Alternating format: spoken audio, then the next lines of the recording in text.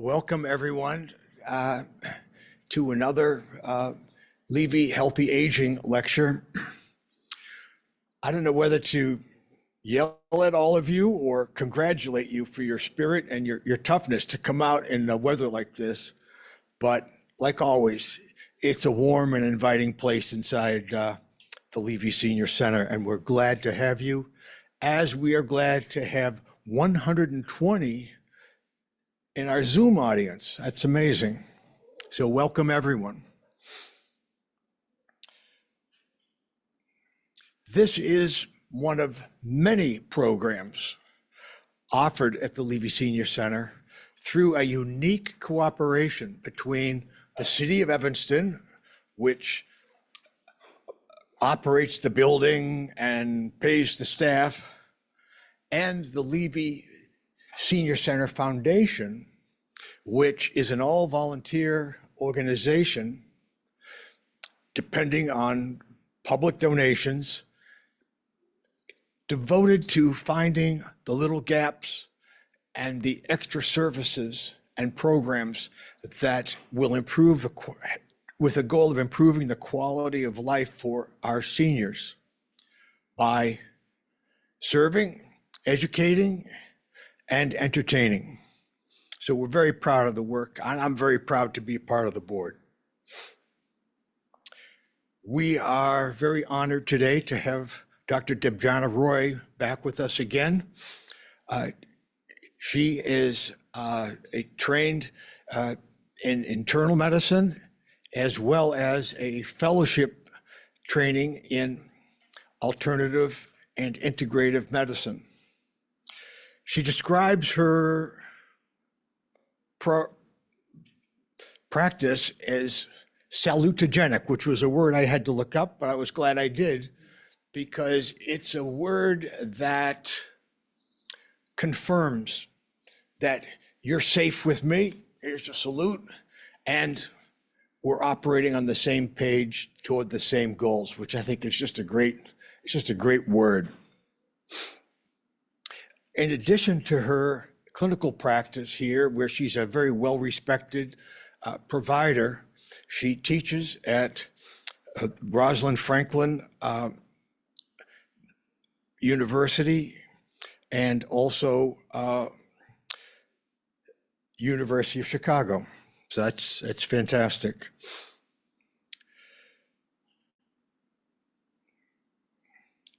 Her practice philosophy would endorse concepts like food is medicine, and rather than looking at patients as a group, she attends to the individual needs, tailoring the wisdom of the Eastern approaches and alternative approaches to that of the traditional Western medicine, which I think is a fantastic approach and what is so sorely needed in this day. A couple of housekeeping things. Restrooms out the door to the left and then a right. I'll be passing out cards and pencils for people who want to write down questions and or comments. Otherwise, we will be circulating a microphone at the end for question and answer period. So without further ado, let me ask that we all give Dr. Roy a warm Levy Center welcome.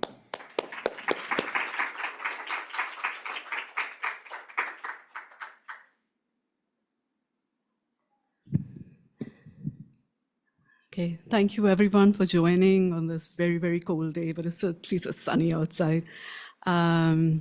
Today, I want to thank Dr. Givens for his introduction. I'm going to be talking about anti-cancer living and about some of the modifiable risk factors for cancer. I have received several questions, so I'm going to address them after my talk. I've tried to address those questions in the talk in some of the slides, but I will definitely go over them and then we'll open up the room for more questions.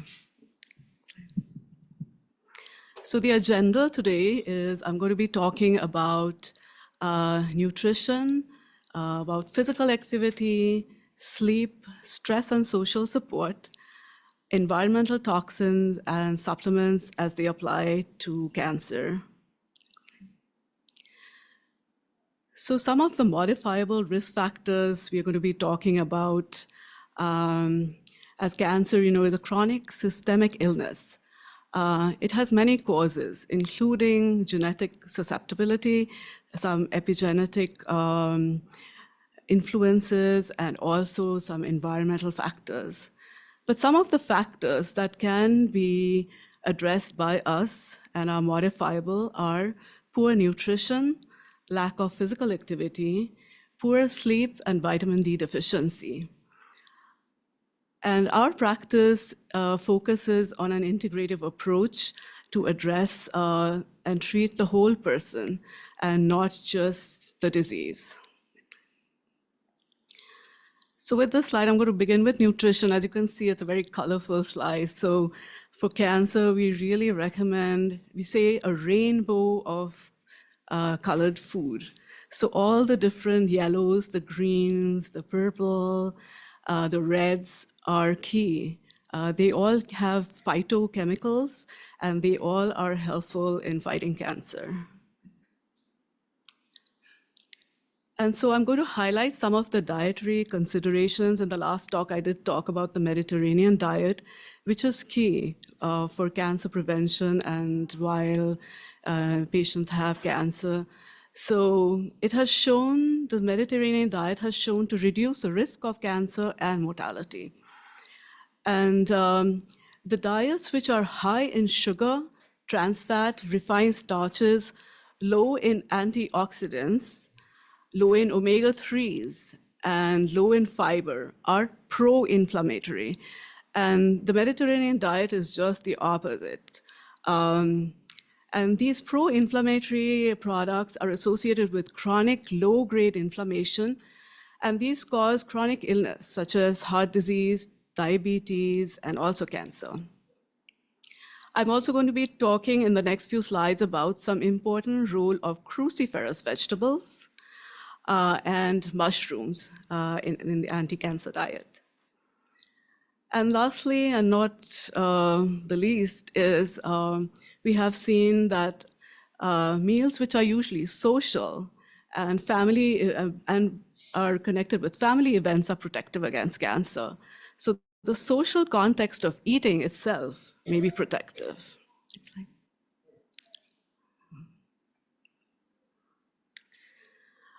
So I'm going to talk a little bit about some of the food enzymes which are important as anti-inflammatory and anti-carcinogenic.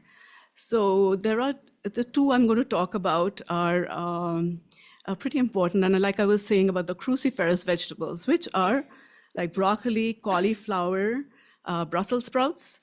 They have an enzyme that is stored inside them. And when these vegetables are chopped, they act on certain chemicals called glucosinolates, which are sulfur-containing compounds. And these are in the cruciferous vegetables. And this results in formation of another chemical called isothiocyanates. And these are antioxidants, they are anti-inflammatory and anti-carcinogenic. So the vegetables, like the cruciferous vegetables, need to be chopped before they are cooked, because if you put them in, if you start cooking them before chopping them, the myrosinase is not released. So it doesn't actually have its good effects. So, and eating them raw is even better, but again, it depends on your gastroenterology system and your gut health. So, and the second one I would like to talk about is alanase, which is another food enzyme. And this enzyme acts similarly in garlic. So when the garlic is chopped or chewed, this alanase is released, which converts a chemical in the garlic, which is allicin, to allicin, which is, again, has anti-cancer properties. So I wanted to highlight some of the food enzymes that are important for as an anti-cancer diet. So I'm going to be talking about some of the mushrooms, and I know there was a lot of interest in the last talk, so I thought I would go over some of the important ones. So they are called mycomedicinal, so mushrooms as medicine. And they are found to have several effects. They are antioxidants, they inhibit the growth of cancer cells, and they stimulate our immune response.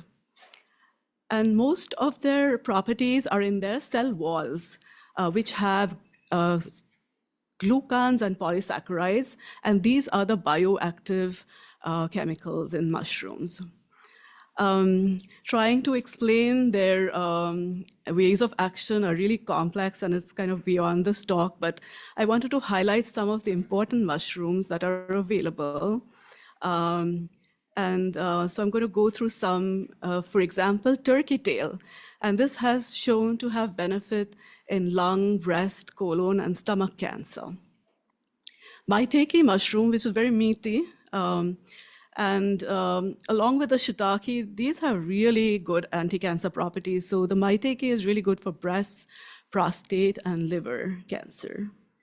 Reishi also has anti-tumor activity, but it also has some properties by which it reduces certain lung problems due to chemotherapy, like when you use bleomycin, it causes lung fibrosis, and reishi actually has been shown to reduce the lung pulmonary fibrosis. And then shiitake, which we all know is really good for hepatocellular cancer. Lion's mane, significant in gastric, liver, and colon cancer. And then cordyceps also has anti-tumor activity. This mushroom is really good if you are on, say, treatment or therapy and you're having fatigue from the treatment, then it does increase your stamina and exercise endurance. So it's really good as a support when you're undergoing treatment. So I just wanted to mention, so the mushrooms are available. You can incorporate it in your diet, but we do have a lot of nutraceutical products by several companies which have mushroom products, and they're available as just like medicine. If you talk to your doctor or your integrative practitioner, and they can go through the products that are available. So the best way to incorporate it is in your diet, but sometimes, it's if you're unable to add mushrooms or if it's not available, then there are a lot of nutraceuticals which can help you. Okay. And I'm going to talk about a little bit of physical activity, which is so important to reduce our risk factors for cancer, especially obesity and inflammation. So these are some of the protections that you can get. It helps with cancer-related fatigue, whether it's due to the disease itself or if it's because of the treatment. It helps preserve muscle mass and strength, and reduction of side effects, like I mentioned, fatigue, pain, nausea, increases your cardiorespiratory fitness, improves your immune function, and decreases your anxiety, depression, and emotional distress. So exercise is really an important part of your anti-cancer living. And it can be personalized to you. Everyone cannot do the same exercise. So you have to talk to your doctor and get it's called a fit prescription, so a prescription for exercise on whatever you're able to do and how long you can do those exercise, where you can do it. So it has to be personalized to you. So this is a table I wanted to share, and it's just something to browse over. So the recommendation is from the American Cancer Society, is to get 150 to 300 minutes of moderate intensity exercise, or 75 to 150 minutes of vigorous exercise. I would tell you to follow a simpler examples, like just think about 2.5 hours of exercise a week, which is about 30 minutes every day. and to also incorporate at least 2 days of resistance exercise. And that exercise can be done 30 minutes every day, or you can break it up depending on your physical ability to 10-minute increments, or also like 15-minute twice a day.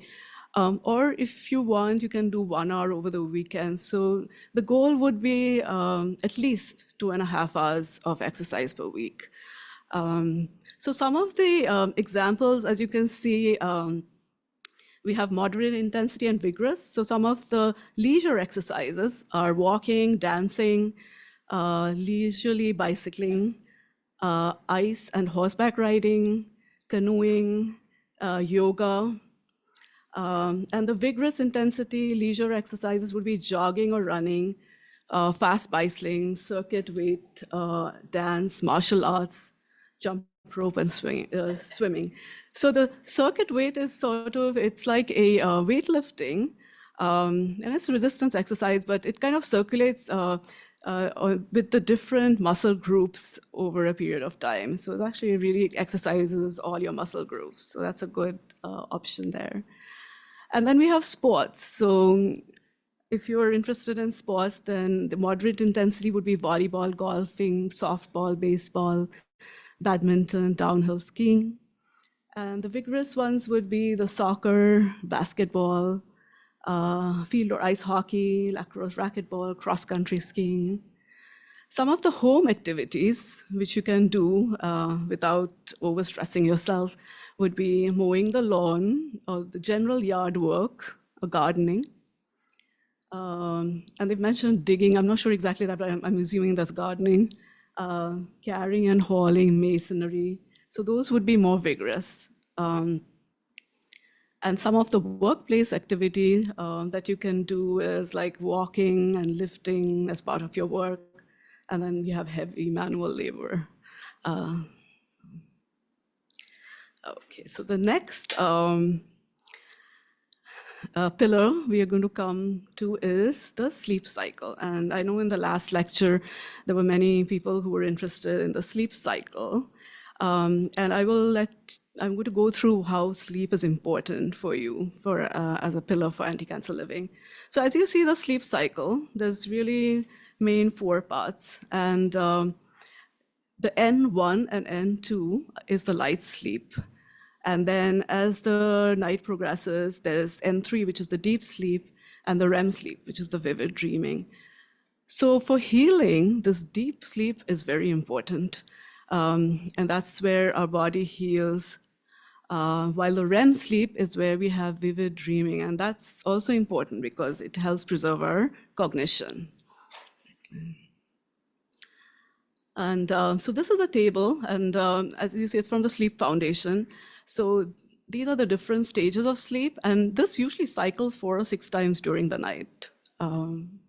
So as you can see, the sleep stages are stage 1, 2, 3, and 4, and then the first 3 are non-REM sleep, and the last one is the REM sleep. And as you saw in that, the cycle is labeled as N1, N2, N3, and N4. So you can see this is a typical sleep pattern. So the normal length for the first 2 stages of sleep, which is the light sleep, the stage 1 is 1 to 7 minutes, and the stage 2 is 10 to 25 minutes. And then you go into the deep sleep where the healing occurs, and it's 20 to 40 minutes. And then the stage 4, that's the REM sleep, is 10 to 60 minutes. So it can vary with every person, but this kind of cycles at least 4 to 6 times a night. So it's very important that we have that, specifically that deep sleep. It's really important for healing, especially if you have chronic disease. So why is sleep important? So the sleep, it produces some chemicals called cytokines, which help fight infection. So if you're, especially with cancer or chronic diseases, your immunity goes down. So you're liable to, get more infections, especially if you meet people who are sick or, if you're traveling. So it's important that you have a good sleep, and it helps build up our immunity. So the deep sleep, like I mentioned at N3, it helps healing by producing growth hormone. So that is a really good and important component of a cycle. It helps bring back energy levels and then coping with managing stress. So as you know, for all our illnesses, especially the chronic ones, you're stressed with the diagnosis, you're stressed with all the treatment and the follow-ups and just anticipation of the outcome. So having a good sleep helps with your coping mechanism. So during the sleep, the brain consolidates our memories and prepares for new learning and cognition. So it's kind of like a sieve. So it retains certain memories which are important, and then it kind of helps make space for new learning and cognition. And this leads to an improved quality of life. So there were some questions I think that was sent to me about what would you use for sleep and how to have a good sleep. So I always say that try to make it more like a ritual. So to prepare for sleep. So make sure you don't have any electronics around. Try to drink fluids a couple of hours before, so you don't have to get up and go to the bathroom as often. Make sure that the lights are off, that the room is cool instead of warm, because a cooler temperature helps you sleep better.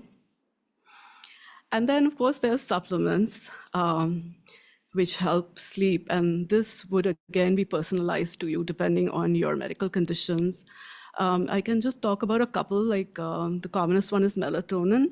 Melatonin helps you fall asleep and get your deep sleep, but sometimes it does not help you maintain the sleep. But there are other supplements and botanicals too, like valerian root, chamomile, which can help you sleep. There's a product called GABA, and sometimes they come in combinations. So there's several options that can help you sleep. And of course, you must make sure that there is no other medical issues which is preventing you from having a good sleep, like sleep apnea. So that is a conversation you can have with your doctor.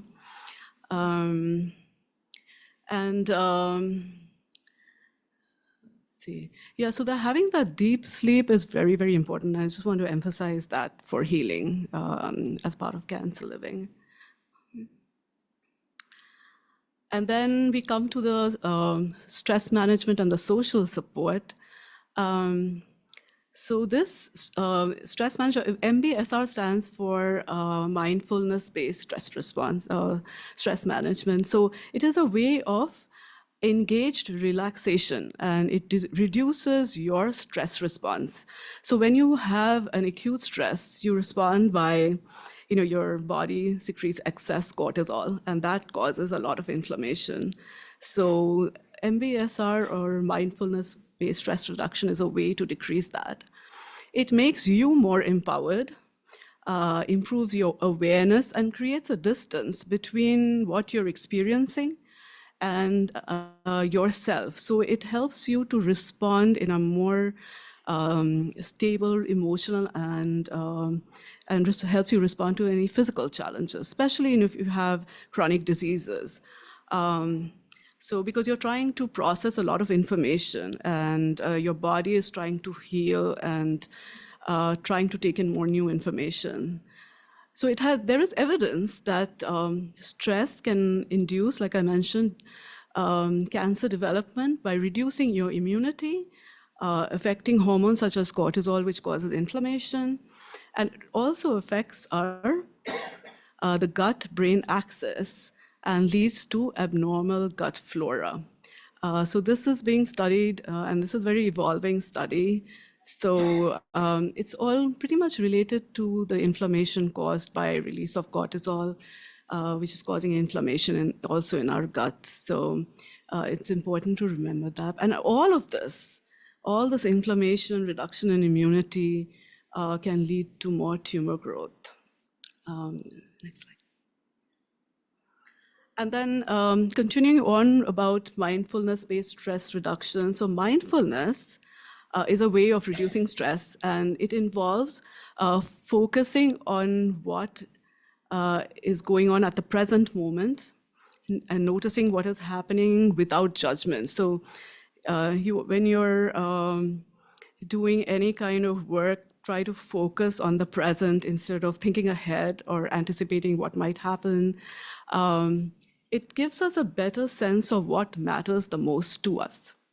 And it should be viewed as a way of life more than just a therapeutic tool. Next slide. And these are some of the ways to practice mindfulness. It has shown in some studies, and I think I mentioned it in the last lecture, but it helps our growth of our brain, especially our brains which are associated with emotion, awareness, memory. So some of the ways to practice mindfulness, one is meditation, and it could be prayer. Yoga, Tai Chi, and Qigong, these are mindfulness-based exercises. They have a lot of mind-body component in them. Walking in nature, connecting with nature is really important. And then gardening, again, connecting with nature. Listening to music, and there's been a lot of research being done with NIH and with University of California, San Francisco, about how listening helps our health. Artwork such as painting, sculpture, painting by numbers, and then journaling and expressing our gratitude. This all helps us overcome the stress, which leads to all our chronic illnesses and cancer.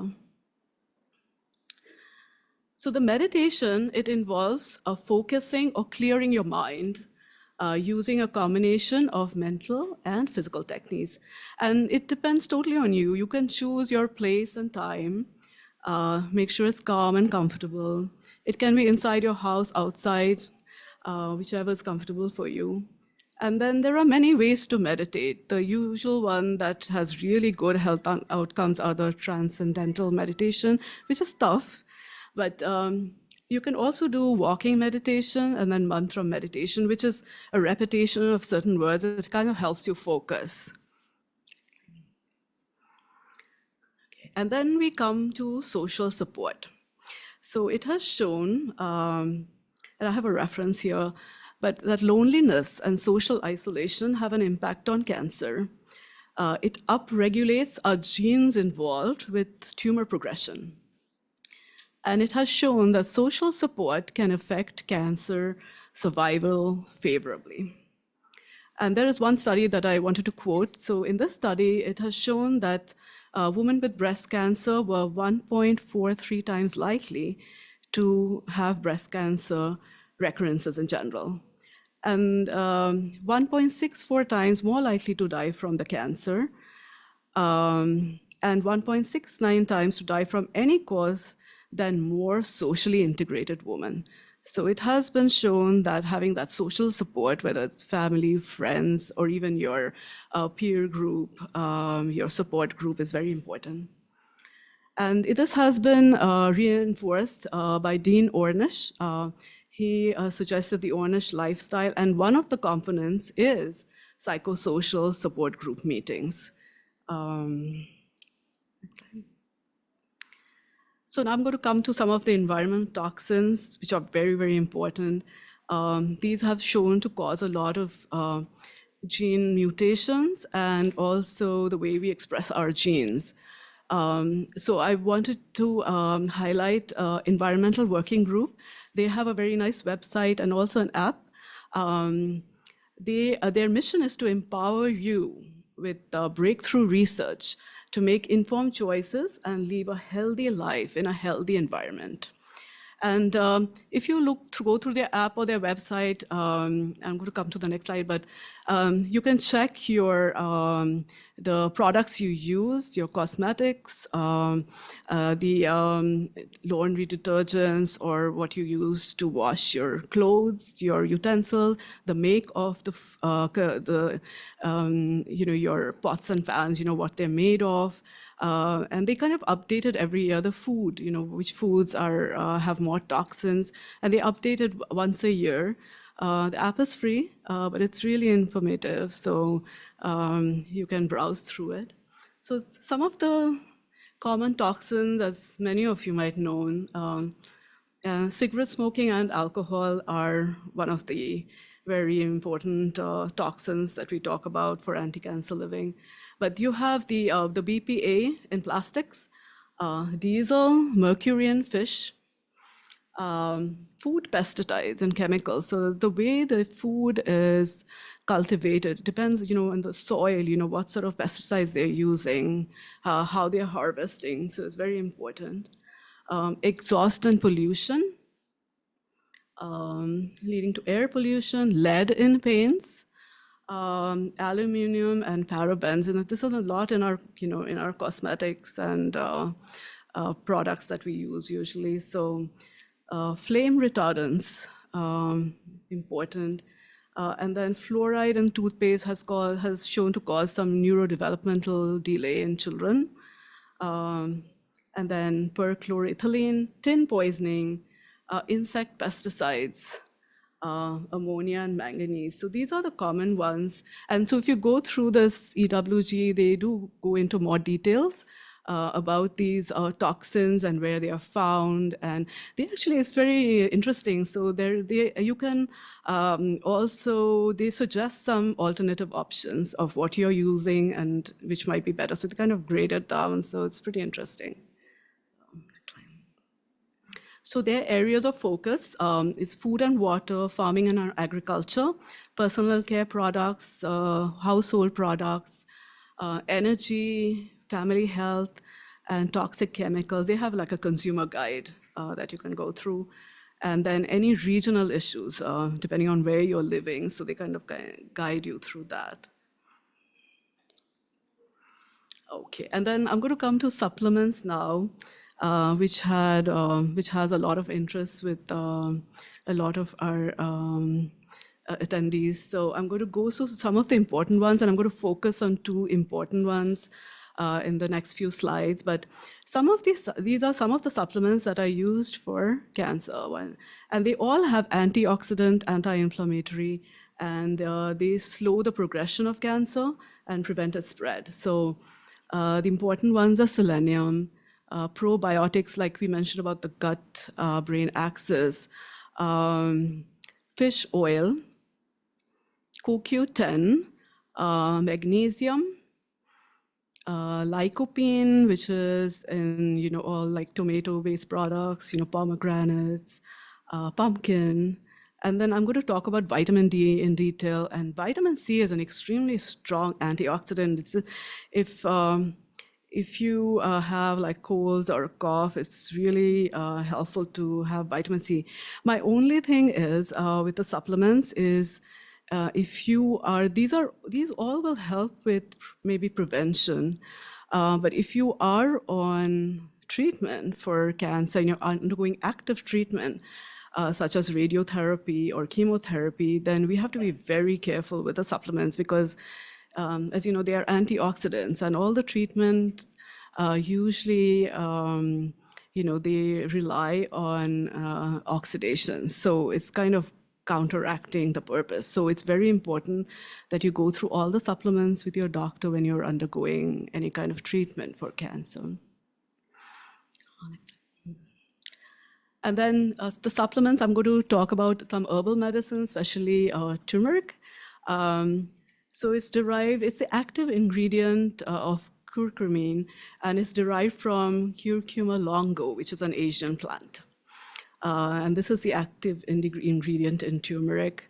So curcumin has shown to have a wide range of anti-tumor activity, including anti-inflammatory, antioxidant, and immune regulatory activities. For example, it has shown to inhibit cell proliferation and apoptosis, which is cell death in colon cancer. It has shown anti-cancer activity in thyroid cancer, lung cancer, renal cancer, and also prostate cancer. Next slide. So it's available in many forms, and usually Asian cooking uses a lot of turmeric in their food, but it comes in supplements. You just have to be careful that you get a very pure supplement because sometimes they are contaminated with a lot of heavy metals. So it's very important that you discuss what supplement and the source of the supplement. So it's usually, turmeric is usually taken in doses of 500 milligram, but this may vary. Usually the average dose is 500, and I'll explain why higher doses might not be an option. So it usually contains 2 to 9% of curcumin, which is the active ingredient. And the extracts that you get have much higher amounts of curcumin.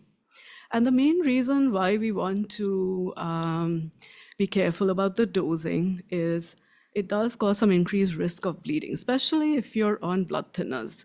So if you're on any blood thinner for any kind of embolism or thrombosis, or if you have atrial fibrillation and you're on a blood thinner, you do want to be very careful or maybe not take it, depending on your other comorbidities. It does increase bile production. So if you have gallbladder disease, that might not be an option. So it has oxalate in it, and that can cause kidney stones. So if you have a history of kidney stone, especially oxalate stones, then it's not an option for you. We do need to follow the liver functions because higher doses and long duration can cause liver damage. And then, as I mentioned, you have to be very aware of the contamination with heavy metals. It looks like the plant, like ginger. So it comes in like a root or a powder or in supplement form, in like capsules. You can use it, like I said, mentioned in cooking, or there's a very good recipe that Dr. Weil had from Andrew Weil for Integrative Medicine. It's called the golden milk, and you can use that when you have coughs or cold, if you have inflammation. So basically, he uses about a cup of any kind of plant-based milk, coconut milk or almond milk, soy milk, and then you add some crushed ginger. And you can add from like 1 teaspoon to 1 tablespoon of turmeric powder. And then you add some black pepper. Black pepper helps absorb the turmeric. So it kind of helps with the inflammation also. And then you can add your sweetener, preferably not sugar, but honey, which also has antimicrobial property, and also, or maple syrup. Those would be good sweetener options. And then you want to boil it. And then strain it so those ginger threads are not there. So that's a interesting option that you have to use turmeric if you're not taking supplements. Okay, and now coming to vitamin D. So out of all the 6 pillars, and I'm going to come at the end about the 6 pillars, but the ones that I mentioned, vitamin D is one of the vitamins which is called is an important pillar for anti-cancer living. There's research which suggests that there is a link between low vitamin D and cancer. In those patients with cancer, there is increased mortality if your vitamin D levels are low. It plays a role in protecting against cancer by, again, as an antioxidant, inhibiting cell proliferation, so cancer cell proliferation, that is growth. It helps DNA repair if you've had mutations, and it suppresses metastasis. And it also has anti-inflammatory properties, and it's angiogenic. Angiogenic is the growth of more blood vessels in the tumor, so it's anti-angiogenic. Sunlight is the best way. Today is a great day for getting vitamin D. Unfortunately, if you're in an area where you have a lot less sunlight and it's more winter, then sometimes you might want to have your levels checked and then supplement it. I know there was a question about how much supplementation, and that again will depend on your other comorbid conditions, but Usually we start with, depending on your level. In integrative medicine, we like the levels to be a little higher, between like 50 and 80. So you can start with 2000, and then depending on your level, you might want to increase. And it's usually the active form, which is vitamin D3, which you would like to supplement. There's some weekly dosing too, if you have a really low vitamin D. And then nowadays they come with a supplement which is combined with the vitamin K2, which helps better absorption of the calcium without affecting the heart. Okay, so these are some of the references I used. And then I do recommend some books. There's one by Lorenzo Cohen. It's called Anticancer Living. It's a really resourceful book. It goes through all the 6 pillars of cancer living, anti-cancer living. And then there's a new one which is coming out by Ali Cohen. It's called Detoxify. And this will be coming out in May of 2025, and it has many recipes that you can browse through for anti-cancer living. There is another book, which also I recommend. It's by Sue Rad. It's called Food as Medicine. And she has several recipes which are very healthy, anti-inflammatory, and that would be a good resource for you too. All right, thank you. I will be going through some of the questions which have already been submitted, and then we can open up. Yeah. Do you want to talk? Okay. I did try addressing most of them, but some of them are interesting, and I want to make sure I address all of that. The first one is, can you take turmeric supplements long term? And the answer is, it depends on your medical issues, preferably not more than 6 to 8 months. Again, because of the bleeding risk and also the effects it has on your liver. So make sure at least every 6 months you have the liver functions checked. If you're using it in your food, then there is no limit. But if you're taking supplements, and especially if there is more than 500, then there is a risk of taking it lifelong. All right. And the second question is, what is your thinking about eating organic? And then that is absolutely, it just prevents us from all the, and again, it depends, like I mentioned in the EWG slide, depends on how the food is farmed, what products are used for the organic farming. So all that is important, making a decision. So you might want to go through that website and see which foods would be good or not, because some of the I think organic they don't use pesticides, which is good, but you just want to make sure they're not using anything else that might be harming you. All right, and the next question is, my husband has prostate cancer and wants to know the importance of vitamin D. And I think I went through that slide. It is very, it's like one of the important pillars for prostate cancer. And then again, just make sure the levels are right, because too much of, again, D3 will help absorb more calcium, which might not be good for you.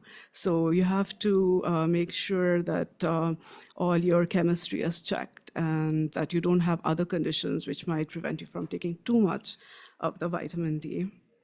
How to sleep better when I wake up too early? So this is an interesting question. So as you grow older, your sleep cycle changes, becomes shorter, and you tend to have more early morning awakenings. So melatonin is a supplement which helps you fall asleep. But you have to make sure that you're following that sleep hygiene, make sure you don't have sleep apnea, which will help you with a long night's rest. If you do wake up, you can still use melatonin to fall asleep, but it usually doesn't make you stay asleep as much like the other supplements. So there's several other options to stay asleep that you can definitely discuss with your integrative doctor. Also, when you wake up, that would also be a good option to use that deep breathing and mindfulness-based stress reduction to help you fall asleep again.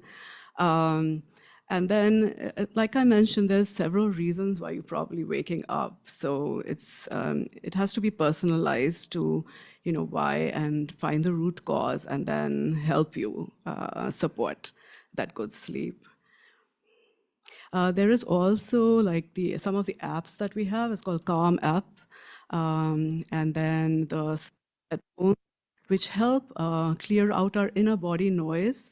So it kind of helps you focus and make you calmer, and you can go. Right. All right.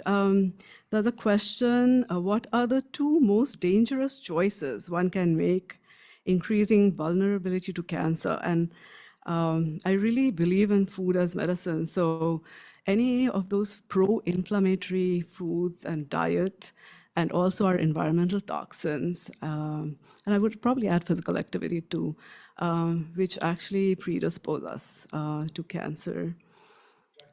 A lot depends on how you prepare your food, and the ripeness of the food, how much you've cooked the food, whether it's al dente or whether it's raw or whether it's fully cooked. And this comes to the topic of glycemic load and glycemic index. There's a question about, can exercises be modified for people with mobility issues? Absolutely. So there's different types and intensities, and that's something you might want to discuss with your provider, and then come up with like a plan as to what, like aquatherapy versus, just regular walking or running or jogging or any of those intensity exercises. Tai Chi is really good as you age. It's a little less stressful than yoga in terms of movements, and it incorporates a lot of breathing into that exercise. And it's really good for balance, flexibility. If you have joint issues, that would be a good option. It's not as rigorous as yoga. Okay. What about Qigong, right? Yeah, so it's very similar to Tai Chi, but it kind of focuses on repetitive movements for one problem. So if you're having a breathing problem, it kind of addresses just that, while Tai Chi addresses the whole body. It's more comprehensive. Okay, and then the next one is, do reishi and other mushroom compounds have anti-cancer benefits? And I think we went through that and mentioned that reishi, especially with pulmonary fibrosis due to bleomycin, is very helpful.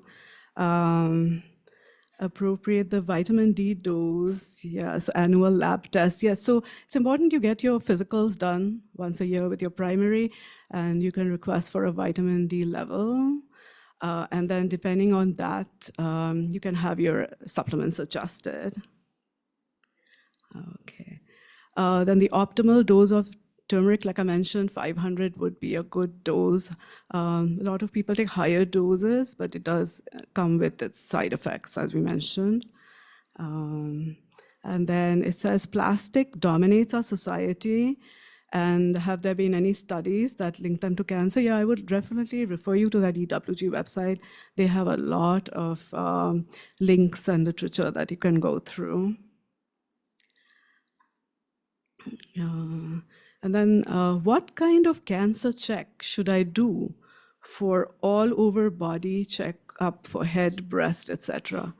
So there is no recommendations for a whole body cancer screen. The recommendations are based on the commonest cancers, and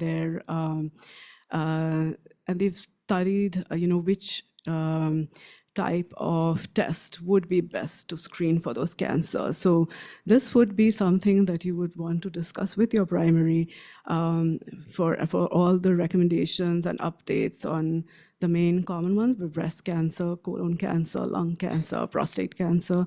So I would definitely address this with your primary care physician when you go for your physicals.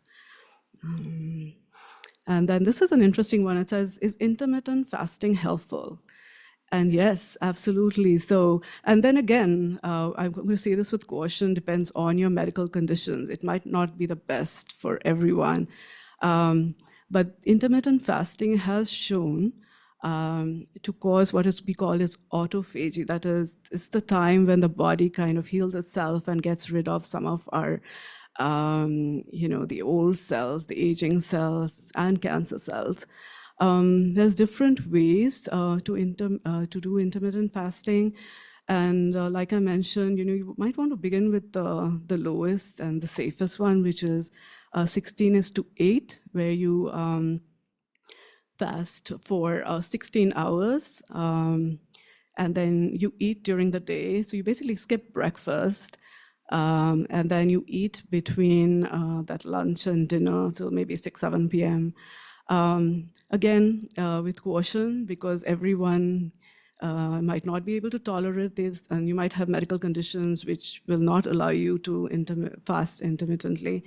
But it basically causes what we call ketosis and fat burn. It helps lose weight plus help heal.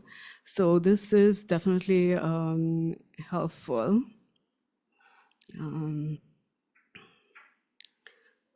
All right, and now I think we can open up. I think most of the other questions were in the slide. Yes, that's a very big topic. So she asked, what is probiotics? So we went through one of the slides which talked about the gut-brain axis, and probiotics are helpful in decreasing the inflammation, which is one of the causal factors for cancer. And this is a huge topic. It's an evolving topic, and we probably have one separate lecture just on probiotics. But they do, we can get probiotics from our food, or we can supplement. And then we also have what is called prebiotics. So these are products which help grow the probiotics.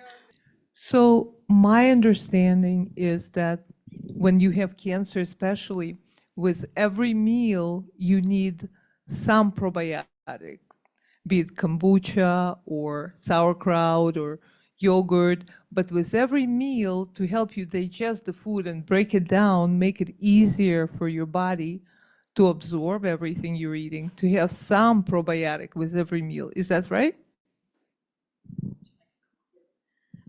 So I actually believe that the more naturally you can incorporate food and probiotics in your food is better than adding more supplements with every meal. So probiotic foods are mostly fermented food, and yes, kombucha, the sourdough, the kefir, yogurt. Also cabbage, bananas, oats are all probiotic foods. So the more naturally you incorporate them, the better. Anybody else have a question? Yes, ma'am. What about the treatment for people that have had cancer once or twice? What should they be following? The same food and so forth, exercise that you use, you are interested in telling? Sure. Again, it'll depend on what type of cancer you've had, whether it was hormone sensitive or not. So you might have to avoid certain foods that might worsen the cancer or make it recur. So it'll depend on whether, especially for breast cancer, prostate cancer, which can be hormone sensitive. So there's some specific foods that you may want to take and not take, especially the cruciferous vegetables are really good. But soy might not be the best option depending on the type of cancer you have. So it'll depend on, and then what treatment you've undergone, so there's a lot of things that we need to take into account when suggesting food. So could you talk a little bit more about soy? Because I know first they said it wasn't good, then they said it was protective, and it just makes me wonder, at some point, are they going to go back to saying that it's not good? Welcome to modern healthcare. Which one are you specifically talking about? The soy, yes. So again, the soy has shown in some studies, again, it's all is evolving, but to increase estrogen levels. So, and then, you want to, if you have some maybe when you've not had cancer or haven't undergone treatment, it's probably a good option to add, especially soy milk. Again, it'll depend on, what type of cancer you've had, whether it is hormone sensitive, what treatments you've undergone. So I think it has to be personalized. We can't just generalize and say soy is good and soy is not, because there's so many new evolving studies going on right now. So I think each one is going to be different for any treatment, and options for food will be different. One more question.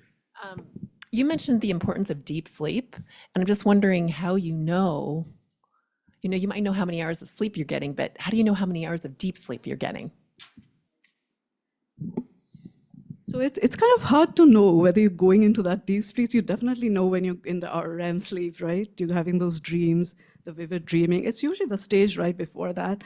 But there are apps now, and they kind of track, all your sleep cycle. There's watches which actually check, which stage of sleep you have, whether you're having enough deep sleep, how much of REM sleep, how much you're cycling, and it's just amazing that they have apps and watches which actually check your blood pressure, your pulse rate during that time, check your sugar level. So there's a lot of technology which is coming out. But yeah, it's hard to figure out. But you would know that it's just the stage right before that where you have the vivid dreams. And sometimes you kind of wake up when you're having those dreams. So it would be the state, but it's hard to calculate just by yourself, if you're having a good deep sleep. But yeah, you will feel, if you've had the deep sleep, you will feel very refreshed in the morning and ready to go. But if you're still kind of in between, feeling that I might still be a bit sleepy, you're having remnants of that dream, then that's probably not your deep sleep stage. But yeah, there's plenty of apps now. It's amazing. And yeah, and they're more or less accurate. None of it is like 100%, but they kind of give you an idea. It's just like your blood sugar sensors or AccuCheck meters, and they kind of give you a basic idea of whether you are or not. And so and they come out like in graphs, a lot of my patients bring them with them, and it's just interesting to note. They actually have graphs that you can compare with the night before and the day after. So. I'm I'm dizzy with all the ideas and options and suggestions, and I'm going to do what I recommend others do. Find the two things that appeal to you and that you think you can stick with, and do them. And do them. Aren't chlorophyll-rich greens the healthiest thing for cancer? What was the question? I was saying, aren't chlorophyll-rich foods like green vegetables the healthiest for cancer? Absolutely. And like I mentioned in my the first nutrition slide, all the colored vegetables, the green leafy ones are really good, and they are the ones, and not just the leafy ones, but the cruciferous ones, which are green, are very important for cancer. And also the colored vegetables, because they all have those phytochemicals, which are really anti-inflammatory, anti-cancer. So absolutely. So half your plate should be fruits or vegetables, preferably vegetables. Thank you. I sometimes have a beet powder or spirulina powder. Is that as nutritious or useful as eating an actual beet or the chlorophyll greens? That would be just great, yeah. And it's with sometimes, they're a little more concentrated, so the nutrients are more, and then so it's actually okay. It's good to have that. That's fine, yeah. So with the vegetables, when we make our own food or cook, we just have to make sure we actually preserve the nutrients. So sometimes that's why some of these foods. And that would be another lecture again, which I will be giving at a different place, but it's called functional foods. And that would fall under functional foods, where it's just not only the natural positive effects that the food has, but how it's been fortified, or whether it has other, vitamin minerals, or the way it's processed, that it gives an additional, effect as for cancer, or inflammation, or the chronic diseases. Yes, absolutely. A question from somebody watching on Zoom. For vitamin D, does sunlight through windows have the same effect as outdoor sunlight directly? I'm not sure. Like, I guess it depends on the window. I'm not an expert on that, but usually we say 10 minutes of direct sunlight is good. It's not that you have to be sitting in the sun forever, but just 10 minutes of direct sunlight is good for you, because it's the sun rays that you want to reach. But I'm not sure about the glass, because there's so many different types of glasses now. So. Thank you. Another question, would it be mindfulness practice to do a jigsaw puzzle or crossword puzzle or even iPhone games? That's a good question, the games on your phone.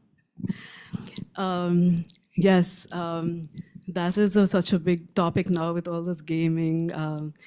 Yes, crossword puzzles, also Sudoku with numbers. They're all mindfulness-based practices.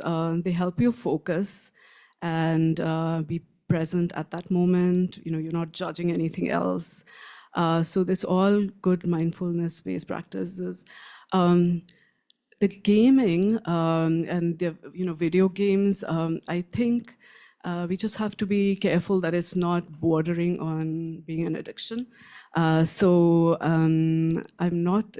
don't know of any studies which have been done to see if that actually does help mindfulness, but I can check on that. Okay. Is there anything one can look online for, just out of curiosity, percentage-wise or number-wise, of people who, which came to a surprise to me, that a vitamin D level, I think you said a healthy one is over 50? Was that correct? I'm sorry, 50 to 80. But so my question was, is there any way to see, for example, people living in the state of Florida, the Sunshine State, versus people that live in the Midwest or Illinois, and see percentage-wise the vitamin D numbers? Yes, it's the, one of our references is Cancer 22. It's like a review. They do have a lot of references. I can actually give you the slide, but they have like comparison about the percentages of people who, it's not just the area they're living at. It depends on, how much of melanocytes you have. There's a lot of things that are important when you check your vitamin D level. So I will definitely refer you to that article. It's by PubMed, so you'll be able to see the percentages. I have a personal question. Watching TV and sports and changing the channel, is that exercise? I think it's caused a lot of first MCP joint arthritis. Okay. Yeah. So. Thank you. What a great lecture. Thank you so much.